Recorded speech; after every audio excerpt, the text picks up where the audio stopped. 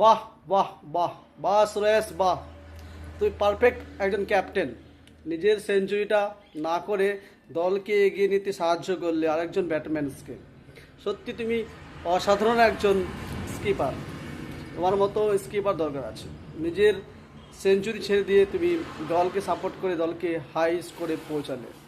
এরকমই আমাদের একজন ভালো ক্যাপ্টেন দরকার ছিল। সেটা তুমি প্রমাণ করে দিলে। সত্যি তোমার মধ্যে অনেক কিছু রয়েছে এবং তুমি অনেক কিছু ক্রিকেট দেবে, তা আরেকবার প্রমাণ হয়ে গেল। গত আইপিএলে এরকমই একটা পরিস্থিতি দেখতে পেলাম।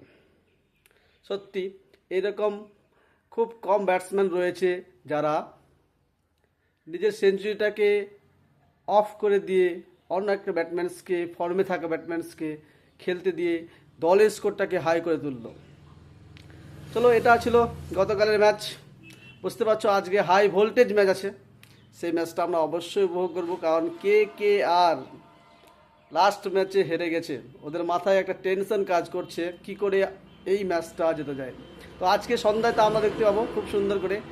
আর একটা খুব ছোট্ট রিকোয়েস্ট, তোমরা কেউ অনেকেই কমেন্ট করছো না, কমেন্ট করবে যাতে আরও ভালোভাবে ভিডিও তৈরি করতে পারি নিশ্চয়ই। তার সঙ্গে আরেকটা ভালো ছোট্ট রিকোয়েস্ট, সেটা হচ্ছে অবশ্যই শেয়ার করবে। তো ক্রিকেটে এরকম আরও ভালো তথ্য নিয়ে আমি আসবো, প্রেডিকশন নিয়ে আসবো। অবশ্যই আজকের ম্যাচটাতে কে আর অবশ্যই হট ফেভারিট এবং জিতবে আমরা আশা করি। তো দেখা যাক ম্যাচটা হবে, তারপরে আর বুঝতে পারবো কে জিতবে, কারণ ক্রিকেট একটা অনিশ্চয়তার খেলা, আমরা সকলেই জানি। তো চলো দেখে নিই আজকে রাতের ম্যাচটা এবং তার ফল কী হচ্ছে সেটা আবার নেক্সট ভিডিওতে কি আলোচনা হচ্ছে।